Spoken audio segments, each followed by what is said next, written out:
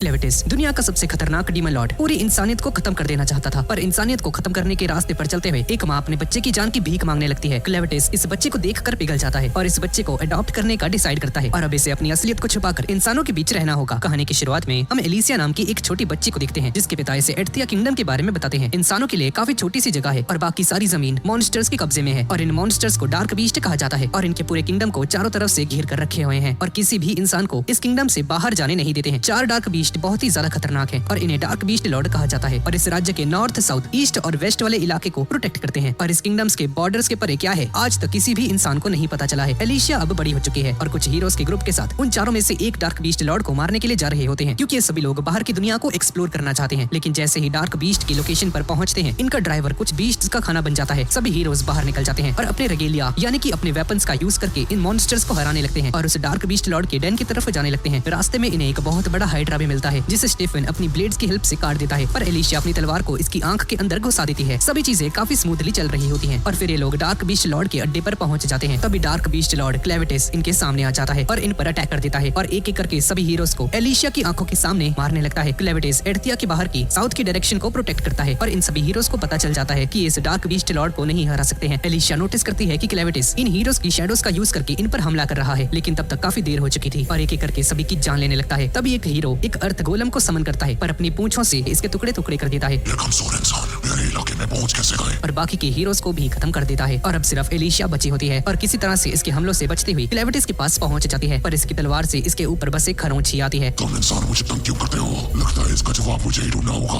क्लेविटिस Alicia को भी मार देता है और हीडन किंगडम की तरफ आगे बढ़ जाता है क्योंकि अब इसे इंसानों से नफरत हो जाती है और डिसाइड करता है कि ये पूरी इंसानियत को ही खत्म कर देगा। किंगडम के आर्चर्स यहाँ पर आकर क्लेविटिस पर शूट करने लगते हैं पर इनके एरोस से इसे एक खरोंच तक नहीं आती है और क्लेविटिस बहुत सारे घरों को डिस्ट्रॉय करते हुए किंगडम के राजा के कैसल की तरफ जाने लगता है। जब कैसल के गार्ड्स क्लेविटिस को अपनी तरफ आते हुए देखते हैं तो अपने वेपन्स को तैयार कर देते हैं, क्रॉसबो वगैरह, ताकि इस पर हमला कर सकें, पर इनके वेपन्स का क्लेविटिस पर कोई भी असर नहीं होता है। कैसल के अंदर किंग को पता चलता है कि क्लेविटिस ने इंसानियत पर हमला कर दिया है और जिन हीरोज को इसने भेजा था क्लेविटिस को खत्म करने के लिए उन सभी को क्लेविटिस ने ठिकाने लगा दिया है। क्या है तुम्हें, यहाँ क्यों आए हो? सर, एक डार्क बीस्ट हमारे कैसल की तरफ आ रहा है, सभी लोग डर रखे हैं। सभी सिपाहियों को कैसल की हिफाजत के लिए लगा दो। इस कैसल के अंदर एक फोर्ज होती है जहाँ पर हीरोज के लिए वेपन्स को तैयार किया जाता है और इस फोर्ज को द फायर ऑफ हीडन भी कहा जाता है और इसकी खासियत ये है कि जो तलवारें इससे बनती हैं वो किसी भी डार्क बीस्ट लॉर्ड को हरा सकती हैं, पर उन्हें सिर्फ हीरोज ही यूज कर सकते हैं। बाहर ह्यूमंस क्लेविटिस पर हमला करना जारी रखते हैं। वो हीरोज इनसे ज्यादा ताकतवर थे। किंग उस फोर्ज को सील करने ही वाला होता है कि तभी क्लेविटिस यहाँ पर आ जाता है।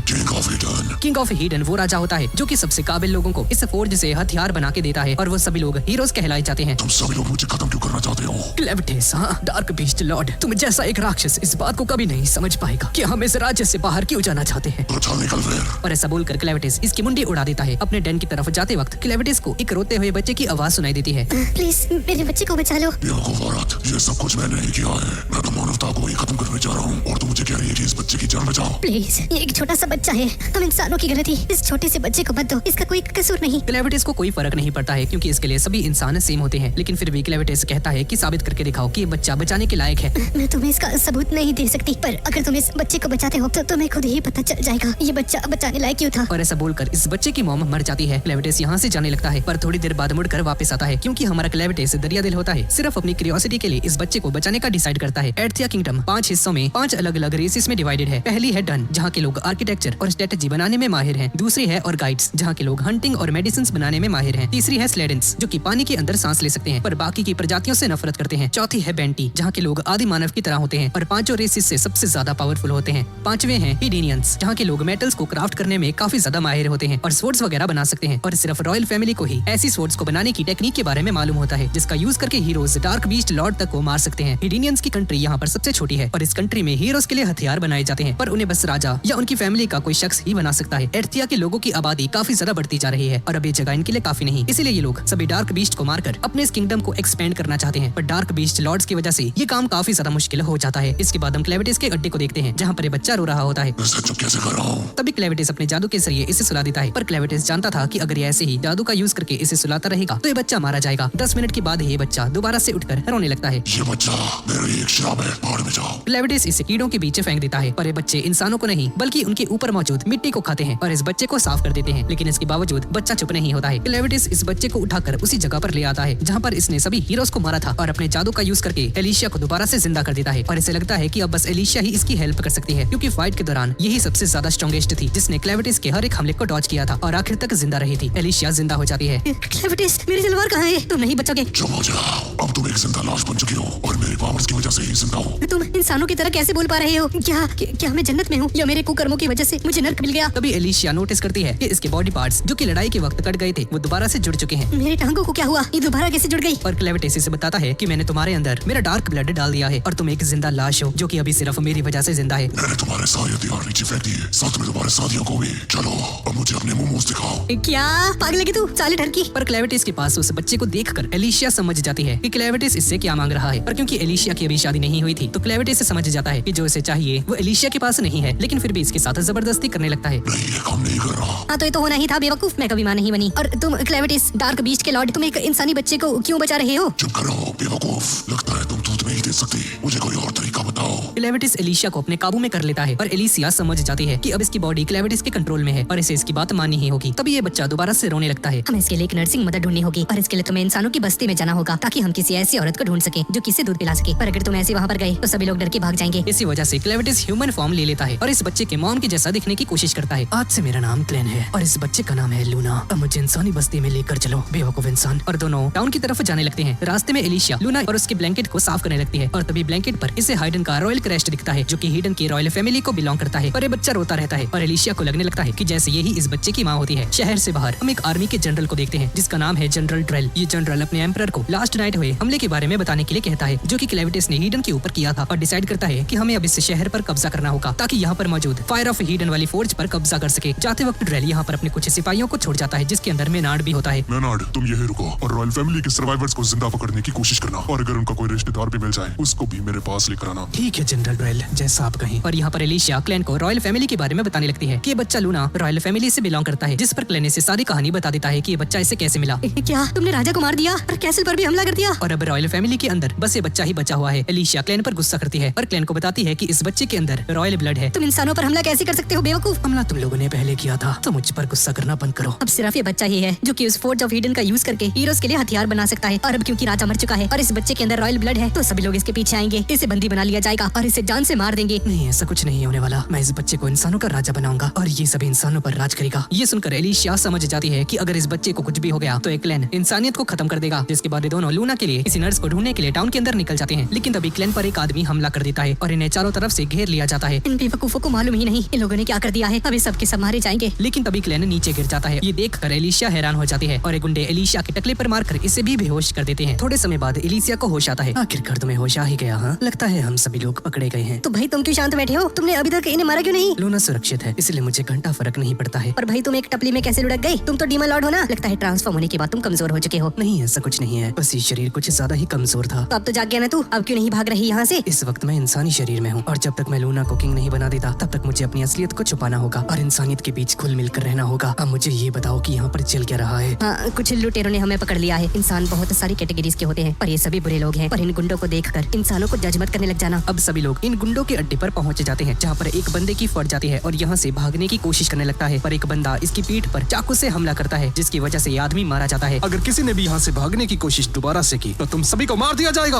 अब ये गुंडे एलिशिया को लेकर एक दूसरे कमरे में चले जाते हैं और क्लैन को एक लड़की अपने पास बुला लेती है। अपनी नौकरानी नेल को इस बच्चे को संभालने के लिए कहती है। हे तुम इधर आओ, अब से तुम्हें इस बच्चे को संभालना होगा और इसे दूध भी पिलाना है। और एक गुंडे एलिशिया को लेकर अपने बॉस रियोको के पास चले जाते हैं। तुम्हारा बॉस किसी काम से बाहर गया है इसलिए जब तक वो नहीं आ जाता मैं तुम्हारा असली बॉस हूँ, समझ गए ना? अबे जाना, तू हमारा बॉस नहीं। ये सुनकर रियोको को गुस्सा आ जाता है और अपने पेट को दिखाकर इन्हें डरा देता है जो कि एक बहुत ही खतरनाक बीस्ट होता है। चलो अब थोड़े काम की बात कर ली जाए। लड़की, मैंने सुना है कि तुम इन क्रिस्टल्स को लूना माउंटेन से लेकर आई हो। हाँ, पर वहाँ का राजा तो क्लेविटिस है ना? किंग ऑफ हिडान ने 13 हीरोज को अपने ताकतवर हथियारों के साथ क्लेविटिस के साथ लड़ने के लिए भेजा था और उनमें से एक लड़की भी थी। और इस बेटी को देखकर तुम बिल्कुल शांत खड़ी हो। हाँ, इसका यही मतलब है तुम एक हीरा हो। क्या तुम इस बात को जानती हो? क्लेविटिस ने हाइडन के कैसल पर हमला करके उसे तबाह कर दिया है जो हमारे लिए बहुत ही अच्छी बात है। रियोको एलिशिया को एक रेड ब्लेड दिखाता है जो कि बिल्कुल हीरोज के हथियारों के जैसा लग रहा होता है और इस हथियार को जो भी उठाता है वो बहुत ही ज्यादा ताकतवर हो जाता है। चिंता मत करो, ये हथियार नकली है। हाइडन की रॉयल फैमिली को ही इस तरह के हथियार बनाने आते हैं, पर सभी लोग इसे असली समझते हैं। और अब क्योंकि हाइडन का कैसल तबाह हो चुका है तो मैं इन सभी नकली हथियारों को बेचकर काफी सारे पैसे कमा सकता हूँ। पर इससे बात नहीं बनेगी। मैं असली हथियारों को बेचना चाहता हूँ और उसे पाने के मेरे पास बस दो ही तरीके हैं। पहला रास्ता है कि हाइडन का किंग हीरोज को वो तलवार दे और मैं उसे चुरा लूं, और दूसरा रास्ता है जिस जगह पर वो हीरोज मरे हैं वहाँ से कोई उन सभी हथियारों को चुरा कर ले आए। तो लड़की मेरी बात सुन, वो बाकी के 12 हथियार कहाँ पर है?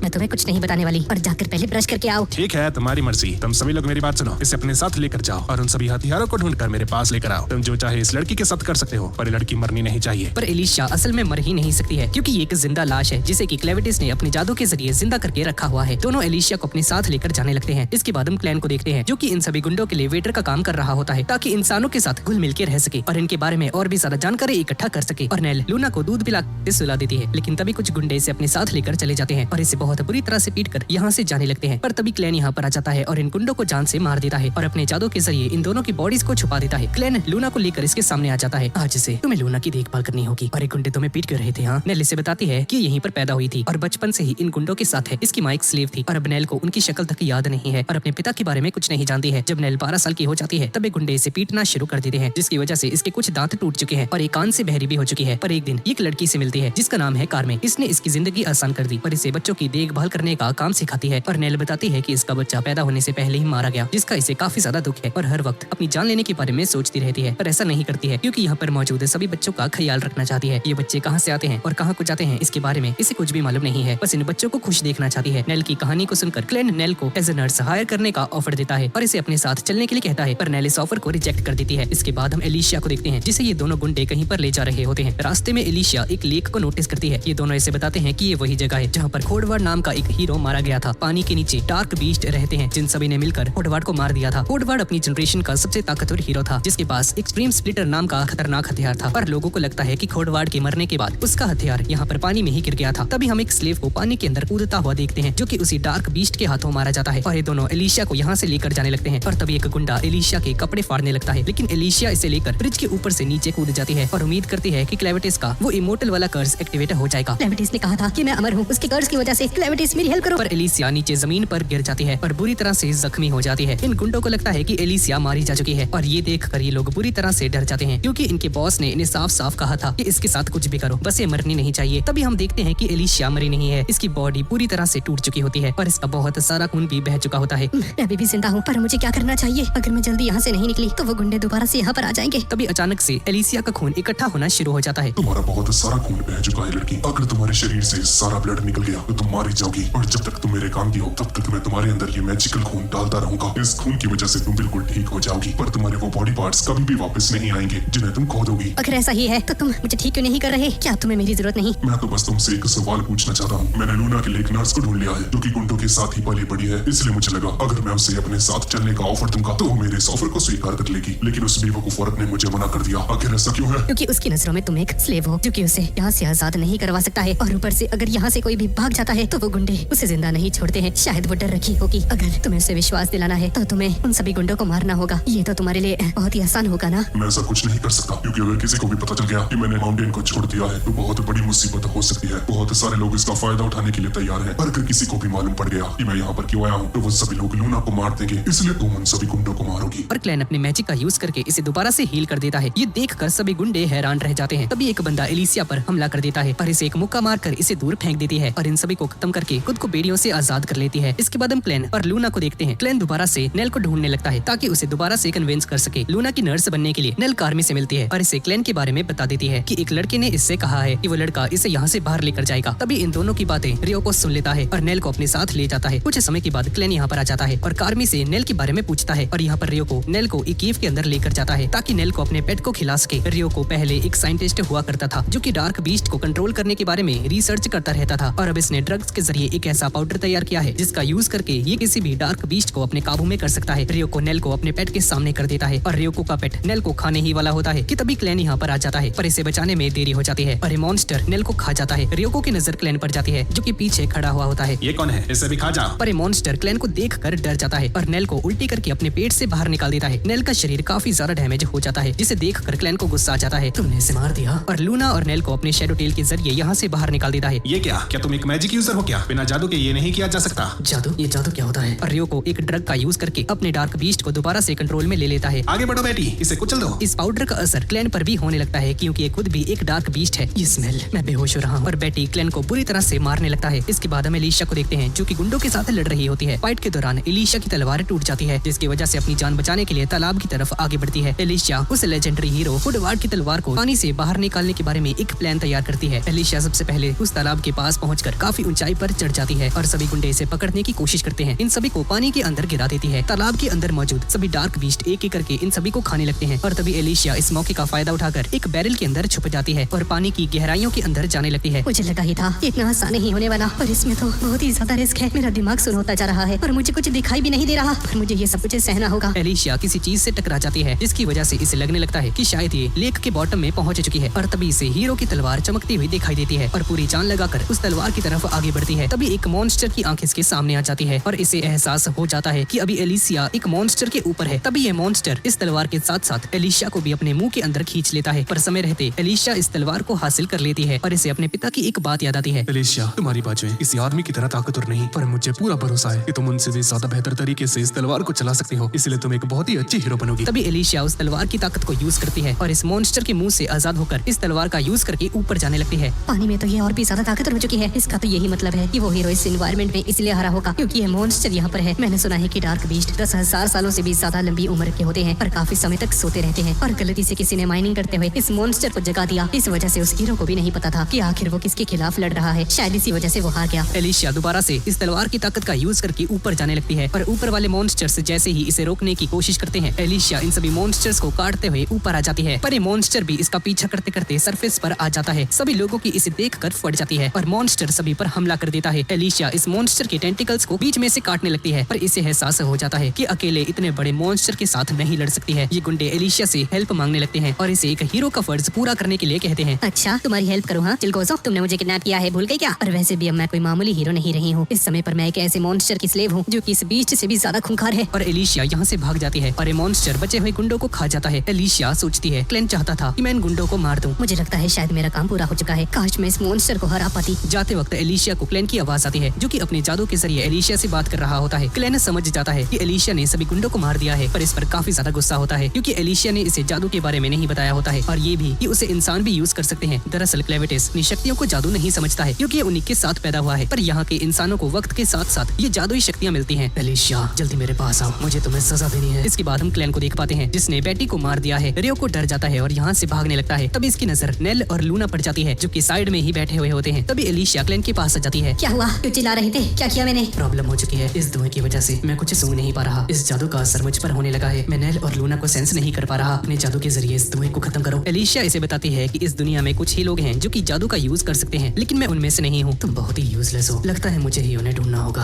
अगर लूना मर चुकी हो तो तुम क्या करोगे? अगर ऐसा हो जाता है तो वो दिन इंसानियत का आखिरी दिन होगा। इसके बाद हम रियोको को देखते हैं जिसने अब लूना को किडनैप कर लिया है और इसे पता चल जाता है कि लूना ईडन की हीरोज की फैमिली से बिलोंग करती है। मुझे इस बच्चे को यहाँ से बाहर निकालना होगा। अगर मुझे उन हथियारों को पाना है तो बस यही एक रास्ता है। तभी नेल इसे रोकने की कोशिश करती है। प्लीज ये मत लेकर जाओ, मैं तुम्हें वहाँ से ले जाने नहीं दूंगी। तभी एलिशा यहाँ पर आ जाती है। तुम यहाँ क्या कर रही हो और तुम आजाद कैसे हो? मेरे पास मत आना, मैं इस बच्ची को मार दूंगा। उस बच्चे को छोड़ दो, मुझे नदी की गहराइयों में कोडवर्ड की स्वॉर्ड मिली है। उस बच्ची को मेरे हवाले कर दो, उसके बदले मैं तुम्हें स्वॉर्ड दूंगी। नहीं, इससे काम नहीं चलेगा। ऐसी तलवारें तो मैं 100 और बना लूंगा। अगर ये बच्ची मेरे पास होगी तो ये बच्ची मेरे लिए और भी तलवारें बना सकती है। तभी लूना रोने लगती है। लूना को रोता हुआ देखकर एलिशा को गुस्सा आ जाता है और रियोको को बीच में से काट देती है और क्लेन नेल को बचाने के लिए एलिशा के अंदर मौजूद अपने जादुई ब्लड को बाहर निकाल के नेल की बॉडी को ठीक करने लगता है जिसकी वजह से एलिशा कुछ समय के लिए मर जाती है। क्लेन नेल की बॉडी को दोबारा से ठीक कर देता है और नेल की शक्ल पूरी तरह से बदल जाती है। कुछ समय के बाद एलिशा भी दोबारा से जिंदा हो जाती है और क्लेन लूना को नेल को दे देता है। अब से ये तुम्हारी जिम्मेदारी है नेलुरु। क्लेन नेल का नाम नेलुरु रख देता है ताकि किसी को भी पता न चले कि ये नेल है और इसे अपने साथ चलने के लिए कहता है। ऐसा समझ लो कि तुम्हारा पुनर्जन्म हुआ है। अगले दिन क्लेन एलिसिया से उस तलवार को छीन लेता है और इसकी वजह से एलिसिया उदास हो जाती है और क्लेन इससे वादा करता है कि जब इसे तलवार की जरूरत होगी तो इसे वापस कर देगा। और नेल चलने की सारी तैयारियां करके यहाँ पर आ जाती है और नेल को देखकर एलिसिया को समझ में नहीं आ रहा होता है कि आखिर इतना भार कैसे उठा पा रही है। क्लेन ने इसके बॉडी पार्ट्स को किसी आदमी की बॉडी से बदल दिया है क्या? इतनी ताकतवर कैसे हो गई? इस वक्त एलिसिया को तलवार की जरूरत होती है इसलिए नेल इसे बताती है कि रियोको के अड्डे पर बहुत सारी तलवारें पड़ी हुई हैं और क्लेन से उस जगह पर चलने के लिए कहती है ताकि उन तलवार को लेकर आ सके। ठीक है, तुम जा सकती हो। क्लेन और नेल जाने लगते हैं। ये एलिसिया बहुत बड़ी बेवकूफ है और काफी ज्यादा ताकतवर है। इसने सभी गुंडों को खत्म कर दिया और अब ये जगह भी खाली हो चुकी है। क्या तुम इस जगह को मिस करोगी? मेरे पास इस जगह की कोई भी अच्छी मेमोरीज नहीं है। पर एक ऐसी जगह है जहाँ पर मैं अपनी माँ के साथ रही। इस जगह को ऐसे खाली देखकर मुझे बुरा लग रहा है। तभी अचानक से एक बंदा इन पर हमला कर देता है और यहाँ पर एलिसिया रियोको के अड्डे पर आ जाती है तलवारों को लेने के लिए। पर यहाँ पर इसे कुछ पैसे, आर्मर और तलवार मिलती है और तभी क्लेन उड़ता हुआ इस कमरे में आ गिरता है। ये देख कर एलिसिया हैरान रह जाती है। ये इंसानी शरीर किसी काम का नहीं, मुझे लगा नहीं था ये हमला इतना खतरनाक होगा। और क्लेन पर हमला करने वाला बंदा भी यहाँ पर आ जाता है। एलिसिया अपनी तलवार को बाहर निकाल लेती है। ये बंदा एलिसिया पर एक खतरनाक हमला करके इसे घर से बाहर फेंक देता है और इससे लड़ने के लिए बाहर आ जाता है। तुम तो काफी स्ट्रॉन्ग हो, पर मुझे उस लड़के से मतलब है। अगर उसे छोड़कर यहाँ से चली जाती हो तो मैं तुम्हें जाने दूंगा। तुम मुझे अंडर एस्टिमेट नहीं कर सकते। लगता है तुम सच में ही मरना चाहती हो। अगर ये काम नहीं किया तो मुझे हीरो की तलवार की जरूरत पड़ेगी। एलिशिया अपने पूरे मन को साफ कर देती है जिसकी वजह से इसकी तलवार भी चमकने लगती है। एलिशिया पलक झपकते ही इस आदमी के पास पहुंच जाती है और इसे मारने ही वाली होती है कि तभी क्लेन इसे रोक देता है। रुक जाओ एलिशिया, और इसे मुक्का मारकर इसे होश में लेकर आता है। इस बंदे ने गलती से हम पर हमला कर दिया है और अगर अभी मैंने तुम्हें ना रोका होता तो ये आदमी तुम्हारे टुकड़े टुकड़े कर देता। और हमें पता चलता है कि ये बंदा यहाँ पर रियोको के लिए आया होता है क्योंकि इसे किसी ने बताया था कि रियोको डार्क बीस्ट को कंट्रोल कर सकता है और वही स्मेल इसे क्लेन में से आ रही होती है जिसकी वजह से इसे लगता है कि क्लेन वही आदमी है जो कि डार्क बीस्ट को कंट्रोल कर रहा है। क्लेन को सारी बातें समझ में आ जाती हैं और नेल को बाहर भेज देता है। क्या मैं भी यहाँ से चली जाऊँ मास्टर? नहीं, तुम यहीं रुको। और हाँ, ये आदमी एक डार्क बीस्ट है जो कि एक पावरफुल इल्यूजन के इफेक्ट में है और ऐसा खतरनाक इल्यूजन एक डार्क बीस्ट ही परफॉर्म कर सकता है और वो है वेस्ट की लॉर्ड जेविथियल। और क्लेविटीज और उसकी बिल्कुल भी नहीं बनती है। आखिर तुम हो कौन और तुम्हें सभी के बारे में कैसे मालूम है? और इस बंदे का नाम गाट होता है और क्लेन से अपनी असलियत नहीं बताता है कि यही क्लेविटिस है और ऐसे दिखाता है कि जैसे ये क्लेविटिस का सर्वेंट है। तभी गाट अपने असली रूप में आ जाता है। जैसे क्लेविटिस इंसानियत को खत्म करना चाहता है, वैसे ही जेविथियर भी इंसानियत को खत्म करने के बारे में सोच रही है और मैं उन्हीं का सर्वेंट हूँ। तुम भी एक डार्क बीस्ट हो, हाँ? तो मुझे एक सबूत चाहिए। और क्लेन से अपनी एक पूंछ निकाल कर दिखा देता है। भाई ये चल क्या रहा है यहाँ पर? मेरे सामने दो डार्क बीस्ट है जो कि इंसानों की तरह ही दिखते हैं। मुझे नहीं मालूम था क्लेविटिस के अलावा भी कोई डार्क बीस्ट है। क्या इसका मतलब यही है कि हम हीरोज गलत फाइट कर रहे थे? क्या ये दुनिया जितनी मैं सोच रही थी उससे भी ज्यादा बड़ी है क्या? क्लेन एलिसिया का मन पढ़ लेता है और इसे बताता है कि बहुत सारे डार्क बीस्ट हैं जो कि इंसानी फॉर्म नहीं ले सकते और ना ही बोल सकते हैं। और इसे बताता है कि जेथियर के अलावा ह्यूमंस के बारे में ज्यादा डार्क बीस्ट नहीं सोचते हैं क्योंकि उनके हिसाब से वो बहुत ही ज्यादा कमजोर हैं। और तुम इंसानों की भाषा बोलना भी उनके लिए बेइज्जती की बात है। तुम एक हीरो के साथ क्या कर रहे हो? ये हीरोज तो तुम्हारा दुश्मन होता है ना? हाँ, दुश्मन तो है पर अभी मेरे काबू में है। इसके जरिए मैं इंसानों के बारे में और भी ज्यादा जानकारी इकट्ठा कर रहा हूँ और बाकी तो इंसानों का भी यही काम है। तुम मुझे ये बताओ, जेथियर इंसानों को खत्म करने के बारे में क्यों सोच रही है? उसे तो बस उन्हें देखना पसंद है ना। और गाटी से बताता है कि अभी कुछ दिन पहले ही कुछ डार्क बीस्ट के बच्चे चोरी हो गए और वहाँ पर उसे एक पोर्शन मिला, इसलिए जेथियर ने इन्वेस्टिगेशन करने के लिए गाट को इंसानों की दुनिया में भेज दिया। और अगर ये बात सच निकली कि ह्यूमंस डार्क बीस्ट के बच्चों को चुरा रहे हैं तो वो सब इंसानों को खत्म कर देगी। साउथ के माउंटेन्स में भी कुछ डार्क बीस्ट के बच्चे गायब हुए हैं। इसी वजह से मैं क्लूज को सर्च करते हुए यहाँ पर आया हूँ। जिस इंसान को तुम ढूंढ रहे हो उसे मैंने मार दिया है, लेकिन मुझे लगता है कि डार्क बीस्ट के अलावा और भी बच्चे गायब हो रहे हैं क्योंकि यहाँ पर एक लड़की ने मुझे बताया था कि कुछ आदमी यहाँ पर आकर बच्चों को ले जाते हैं। और लास्ट नाइट क्लेन ने केमी को कन्फ्रंट किया था और केमी बताती है जिस भी बच्चे का यहाँ पर जन्म होता है उसे बेच दिया जाता है और नेल के तीनों बच्चों को भी इसी ने बेचा था। इसलिए यहाँ का एक नियम है, इनमें से कोई भी प्रेग्नेंट नहीं हो सकता है। और नेल एक नंबर की बेवकूफ थी। मैं समझ रहा हूँ तुम क्या कहना चाह रही हो, पर नेल ने मुझे बताया था कि वो भी यहीं पर पली बड़ी है। इसका मतलब है कि उसकी माँ ने भी उसे यहीं पर छुपा कर रखा था जब तक वो बड़ी नहीं हो गई। और क्लेन गार्ड को बताता है कि इंसानी बच्चों का अपहरण और उन बीस्ट के बच्चों का अपहरण दोनों आपस में लिंक्ड है और वो सभी लोग जो कि बच्चों को चुरा रहे हैं वो किसी खास टैलेंट की तलाश में है जो कि मैजिक है। तभी एलिशिया को कुछ याद आता है। मैं मैजिक यूज नहीं कर सकती तो मुझे इसके बारे में ज्यादा नहीं मालूम है, पर मुझे लगता है कि ये उन्हीं का काम है और वो लोग मैजिक को वॉर में एज ए टूल की तरह यूज करते हैं। उन्हें विजर्ड्स कहा जाता है। कुछ समय पहले तक तलवारों से लड़ाई की जाती थी पर उसके बाद विजर्ड्स आ गए और जंग को कौन जीतेगा और कौन हारेगा वो इसी बात पर डिपेंड करने लगा कि उनके पास कितने ज्यादा विजर्ड्स हैं। और पहली बार विजर्ड्स को बैटलफील्ड के अंदर लेकर आने वाला बुलेट आर्मी का जनरल ड्रेल था जिसे ड्रैगन स्लेयर भी कहा जाता है और ये वही आदमी है जिसने मेरे डैड की जान ली थी। और हमें पता चलता है कि हाइडन पर कब्जा करने के लिए बुलेट किंगडम ने आर्मी के जनरल ड्रेल को 50,000 सोल्जर्स के साथ हाइडन की तरफ भेजा हुआ होता है और एस्लिन की आर्मी उन्हें रोक रही है पर उनके पास सिर्फ 6,000 सोल्जर्स हैं और ना के बराबर विजर्ड्स। और हम इनके कमांडर रॉड को देखते हैं। हालात कैसे हैं बेकल? सर हमारी एडवांस फोर्स खत्म हो चुकी है और बैकअप आने में 3 दिन लगेंगे और वो जनरल ड्रेल अपनी आर्मी के साथ साउथ की तरफ आगे बढ़ता जा रहा है। इस वक्त उनकी संख्या 50,000 है। तो इसका तो यही मतलब हुआ, वो लोग सच में हिडन पर कब्जा करना चाहते हैं। हम लोग सिर्फ 6,000 हैं। मुझे नहीं लगता कि हम उनका मुकाबला कर पाएंगे। ड्रेल की आर्मी इस वक्त हाई गेट की तरफ आगे बढ़ रही है। हाई गेट ईस्ट की तरफ बड़ा है और वेस्ट की तरफ छोटा, इसलिए अगर हम लोग वेस्ट गेट के अंदर से घुस जाएंगे तो हम गेट को सील कर सकते हैं जिससे कि हमें उनसे लड़ने का मौका मिल जाएगा। पर इसके लिए हमें हाइडन का साथ चाहिए और अभी तक हमें उनसे कोई भी जवाब नहीं मिला है। सर मैंने एक अफवाह सुनी है, क्लेविटिस ने हाइडन पर अटैक कर दिया और राजा को मार दिया है। अगर ड्रेल यहाँ पर आ गया तो ये बात सच है और उन्हें रॉयल फैमिली की उस फोर्ज की तलाश है जहाँ पर वो जादुई हथियार बनाए जाते हैं और अगर उनके हाथ वो जादुई फोर्ज लग गया तो उन्हें रोकने वाला कोई नहीं बचेगा। हिडन परिवार की वो फोर्ज बहुत ही पुरानी है। तभी इन्हें खबर मिलती है कि हाई वॉल के ईस्ट का गेट खुल चुका है और इस गेट को खोलने वाला मिनार्ड नाम का एक विज़र्ड होता है जो कि ड्रेल का साथी होता है और ये लोग हाइडन के वारिस को ढूंढ रहे होते हैं जो कि और कोई नहीं बल्कि लूना है जो कि इस समय क्लेन के पास है। और मिनार्ड को उन गुंडों से पता चल चुका है कि क्लेन और लूना इस वक्त कहाँ पर हैं और मिनार्ड गार्ड ड्रेल को बताता है क्लेविटिस ने सच में वहाँ पर हमला किया था। मैंने सारी चीजों को कंफर्म कर लिया है। कुछ बैंडिट्स ने मुझे खबर दी है उनके पास एक छोटा बच्चा भी है सर, जो कि बिल्कुल क्राउन प्रिंस के जैसा लगता है। अपनी पूरी ताकत लगा दो, उस बच्चे को मेरे पास लेकर आओ। यहाँ पर क्लैन और बाकी सभी लोग एक टाउन के पास से रुके हुए हैं, जहाँ पर नेल सभी के लिए कॉफी बनाती है। और जब क्लैन इसे पीता है तो इसे ये चॉकलेटी टेस्ट बहुत ही अच्छा लगता है। इसके बाद नेल उस बंदे के बारे में पूछती है, क्योंकि जब ये वापस आई थी तो वो बंदा अचानक से ही गायब हो गया। विजर्ड्स और मैजिक के बारे में इंफॉर्मेशन मिलने के बाद कार्ड ये सारी रिपोर्टें देने के लिए जेफ्टियर के पास चला गया है। शायद ही हम उससे दोबारा से मिलेंगे, और अगर वो दोबारा हमसे मिल भी जाता है तो वो हम पर हमला नहीं करेगा, तो इसमें ज्यादा मत पड़ो। तभी एलिशिया टाउन के अंदर से पूछताछ कर वापस आ जाती है और क्लैन को बताती है कि हीडन की सिचुएशन बहुत ही ज्यादा खराब हो चुकी है। राजा के मरने के बाद बोरेट ने हीडन पर हमला कर दिया है। एस्लिन ने भी उन्हें रोकने की कोशिश की पर उसमें बुरी तरह से फेल हो गए। पर एस्लिन हाइडन को क्यों बचाना चाहता है? दरअसल ये दोनों किंगडम्स काफी समय से आपस में लड़ रहे हैं, पर एस्लिन बोरेट से मैजिक में पीछे है, इसलिए वो लोग नहीं चाहते कि बोरेट के हाथ वो फोर्ज लग जाए, जिसके थ्रू रॉयल फैमिली वेपन्स को तैयार किया करती थी। हाइडन में कोई भी विजर्ड नहीं है जो कि उस फोर्ज को ऑपरेट कर सके, क्योंकि हीडन के अंदर राजा ने मैजिक को बैन कर दिया था। तभी नेल एलिशिया को भी वो कॉफी देती है, इसे भी ये काफी अच्छी लगती है। इसके बाद नेल लूना को दूध पिलाने के लिए चली जाती है। नेल कितनी अच्छी है ना क्लैन। क्लैन को लगता है कि एलिशिया नेल को पसंद करती है, तुम्हें उसके साथ कुछ नहीं करना है। अरे वो पागल है क्या? मैं लेस्बियन नहीं हूँ। मैं ऐसा कुछ नहीं सोच रही थी। वो बोरेट के लोग फोर्ज को ऑपरेट नहीं कर पाएंगे, पर अगर ऐसा ही चलता रहा तो इस वॉर की वजह से हाइडन पूरी तरह से बर्बाद हो जाएगा। मुझे क्या फर्क पड़ता है, मुझे बस लूना को राजा बनाना है। अगर बोलेट ने वहाँ पर कब्जा कर लिया तो लूना कभी भी किंग नहीं बन पाएगा, और हाइडन का रॉयल ब्लड बहुत ज्यादा रेयर होता है, इसलिए लोग लूना को देखते ही पहचान जाएंगे और तुमसे लूना को छीन लिया जाएगा। प्योर ब्लड हाइडन के ब्लड के अंदर आर्कनसाइट्स को इफेक्टिवली रिफाइन करने का सीक्रेट होता है, इसलिए इन लोगों ने ड्रेल को भेजा है, जो कि लूना को पाने के लिए कुछ भी कर सकता है। ड्रेल और मेरे पिता पहले दोस्त हुआ करते थे, लेकिन रिटायरमेंट के बाद भी उन्हें दुनिया का सबसे बेहतरीन तलवारबाज कहा जाता था। एक दिन अचानक से ड्रेल उनके सामने आ गया और उसने उन्हें मार दिया, सिर्फ ये साबित करने के लिए कि सबसे बेहतरीन स्वॉर्ड्समैन वो खुद है। उस बेवकूफ कमीने ने हमारे घर को भी जला दिया। और ये सारी चीजें देखकर एलिशिया को गुस्सा आ जाता है और अपने पिता की तलवार को उठाने वाली थी ड्रेल को खत्म करने के लिए, पर इसके पिता इसे रोक देते हैं, क्योंकि अगर इसने तलवार को उठा लिया तो ड्रेल एलिशिया को भी मार डालेगा। और मरते वक्त एलिशिया के फादर इससे कहते हैं, बच्ची, उस कमीने से बदला मत लेना, बस तुम एक ऐसी हीरो बनना जो कि लोगों की जान बचाती है। इसके बाद हम दोबारा से प्रेजेंट में आ जाते हैं। अगर तुम्हें लूना की जान बचानी है तो तुम्हें हाइडन की रक्षा करनी होगी क्लैन। ठीक है, मैं इसके लिए तैयार हूँ। क्या क्या करना पड़ रहा है? मुझे भी तुम्हारे साथ लेकर चलो। नहीं, तुम नहीं चल सकती। अगर इंसानों को पता चल गया कि मेरे जैसा एक खतरनाक बीस्ट इंसान के साथ काम कर रहा है तो मेरा प्लान फेल हो सकता है, और अगर वो विजर्ड्स सच में बीस्ट के बच्चों को चुरा रहे हैं तो मैं उन पर हमला कर सकता हूँ।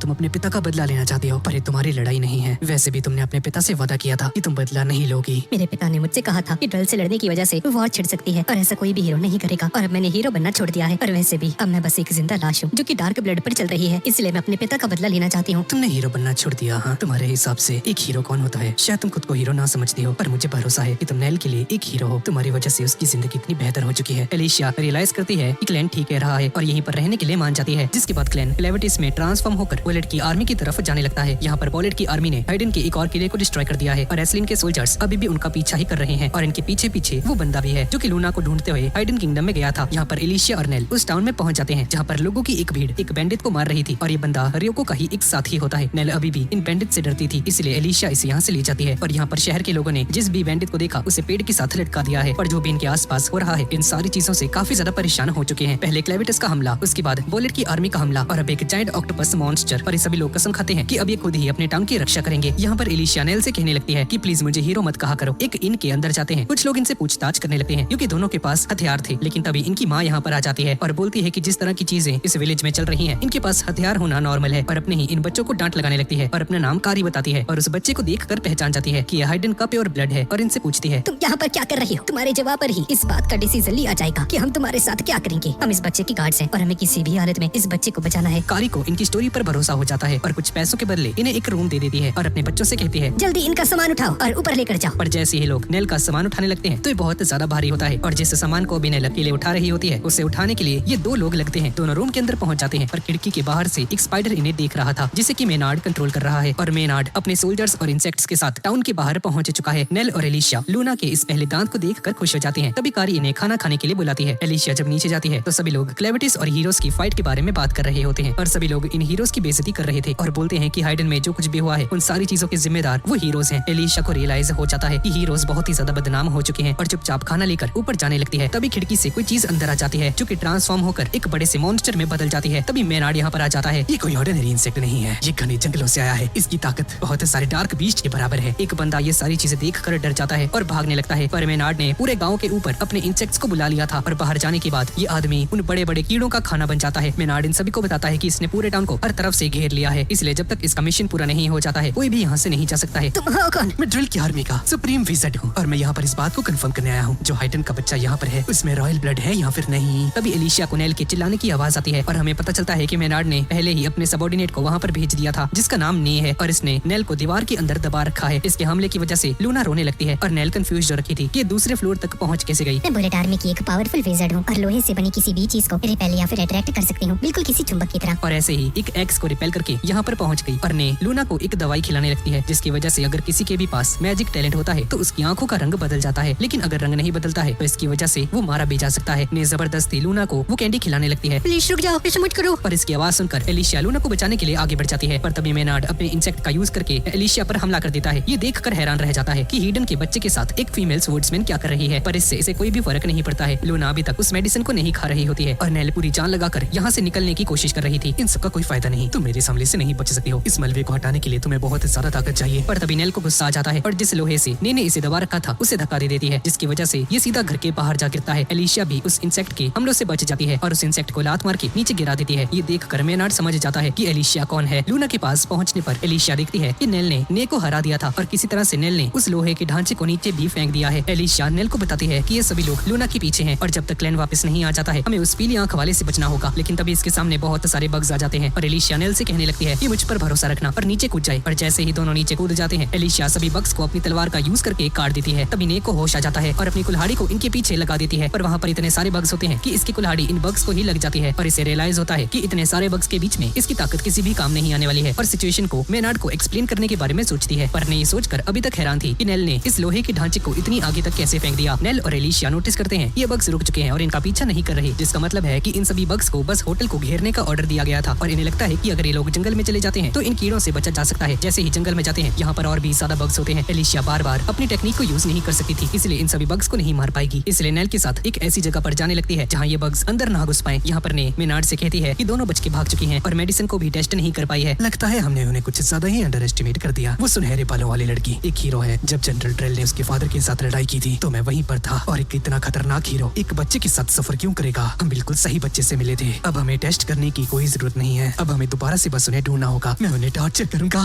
मजा आएगा। मेनार्ड गांव के लोगों को एक जगह पर इकट्ठा करता है और एक आदमी इससे पूछता है कि बुलेट की आर्मी ने हमें यहाँ पर इकट्ठा क्यों किया है। तुम्हें क्या लगा था तुम कुछ कीड़ों से हमें डरा दोगे? हाँ, हमारे पास हथियार हैं, अगर तुम लड़ना चाहते हो तो आगे बढ़ जाओ। पर इससे पहले एक बात बताओ, तुम यहाँ पर कर क्या रहे हो? हम तुम्हारी कंट्री में जबरदस्ती नहीं घुसे बल्कि तुम्हें डार्क बीस्ट किंग से बचाने आए हैं। वो पहले भी एक बार तुम्हारे विलेज पर हमला कर चुका है और अगर उसने दोबारा से हमला कर दिया तो तुम इस बार उसके हमले से नहीं बच पाओगे। गाँव वाले इससे पूछते हैं कि भाई तुम खुद यहाँ पर इतने सारे बग्स को लेकर आए हो और ऊपर से इनके एक साथी तक को मार दिया है। वो बस एक हादसा था। हम यहाँ पर कुछ क्रिमिनल्स को ढूंढते हुए आए हैं जिनमें से एक लड़की उन 13 हीरोज में से एक है जिसकी वजह से ही तुम्हारे विलेज का ये हाल हुआ है। तुम सभी को मेरे साथ काम करना होगा ताकि मैं उस लड़की को पकड़ सकूं। यहाँ पर बुलेट की आर्मी एक नदी के पास से गुजर रही होती है और ड्रेल को मालूम पड़ जाता है कि वहाँ पर पहले से ही एस्लिन की आर्मी मौजूद है। तभी एस्लिन आर्मी का कमांडर रोडिस पर हमला कर देता है और नदी को जमा देता है, जिसकी वजह से सभी सोल्जर्स के पैर नदी के अंदर ही फ्रीज हो जाते हैं और मूव नहीं कर पाते हैं और एस्लिन की आर्मी इन सभी को एक एक करके मारना शुरू कर देती है जबकि इनके नंबर्स बहुत ही कम होते हैं। रोड को देखकर ड्रेल इसे पहचान जाता है। ये हीरो रॉयस का डिसेंडेंट है, रॉड रॉयस, और इसके हाथ में अभी जो हथियार है उसका नाम फ्रॉस्ट फ्लावर है जिसका यूज करके रॉयस ने डार्क बीस्ट की एक पूरी आर्मी को खत्म कर दिया था। पर तुम अभी भी इसकी ताकत को पूरी तरह से मास्टर नहीं कर पाए, इसलिए तुमने जगह जगह पर विजिट्स को खड़ा किया था। इसने इस नदी का तापमान कम कर दिया। रोड ड्रेल पर हमला कर देता है पर ड्रेल इजीली इसके हमले को रिपेल कर देता है, पर रोड एक और हमला करता है और ड्रेल के घोड़े को जमा देता है जिसकी वजह से इसे नीचे उतरना पड़ता है और रोड से लड़ना शुरू कर देता है। दोनों बराबरी की टक्कर कर रहे होते हैं, लेकिन तभी ड्रेल अपनी तलवार की पावर का यूज करके यहाँ पर एक ड्रैगन के पंजे को समन करता है जिसका यूज करके रोड को घायल कर देता है। अपने कमांडर को नीचे गिरा हुआ देखकर एस्लिन की आर्मी भी इसकी हेल्प करने के लिए आगे बढ़ती है, पर ड्रेल इन सभी पर हमला करवा देता है उस पंजे का यूज करके और एस्लिन की आर्मी के साथ साथ अपनी आर्मी को भी यहाँ से उड़ा देता है। जो लोग दुनिया की जंजीरों को नहीं तोड़ सकते, यहाँ से आगे बढ़ने के लायक नहीं, उन्हें दुनिया के पार जाने का कोई हक नहीं। और रोड कंफ्यूज हो जाता है ये अपनी ही आर्मी पर हमला क्यों कर रहा है, पर ड्रेल से बताता है कि इसका गोल सभी हीरोज को खत्म करना है और उन सभी के लेजेंड्स को भी, क्योंकि उन सभी लेजेंड्स की वजह से ही ये लोग ऐसे बीस्ट से लड़ने जाते हैं जिन्हें हराना नामुमकिन होता है और इसी चीज को ड्रेल बदलना चाहता है। ड्रेल रोड को जिंदा छोड़ देता है और यहाँ से चला जाता है। ड्रेल अपनी आर्मी के साथ यहाँ से जाने लगता है, लेकिन तभी क्लेविटिस यहाँ पर आ जाता है। साउथ के इस बीस्ट लॉर्ड को देखकर ये सभी बुरी तरह से डर जाते हैं। ड्रेल को देखकर क्लेविटिस पहचान जाता है कि यही ड्रेल है। जिस मैजिक को तुम यूज कर रहे हो वो कहाँ से आया है? वो ह्यूमंस और डार्क बीस्ट के बच्चों को चुरा रहा है और इसका लेना देना उस मैजिक से है जिसे तुम यूज करते हो। तुम सच में क्या मुझसे यही सवाल करने आए थे? मुझे लगा था तुम्हें और भी काम होंगे। अगर कोई मेरे इलाके में घुसेगा तो उसे सजा देना मेरा काम है, ये इस दुनिया का कानून है। तुम्हें किसने हक दिया इस दुनिया के लॉ को डिसाइड करने का? और इसकी बातों से क्लेविटिस को गुस्सा आ जाता है और अपनी पूंछ को इसकी छाती के अंदर घुसा देता है और इसे ऊपर हवा में लटका देता है। मुझे पता था तो वापस जरूर आओगे,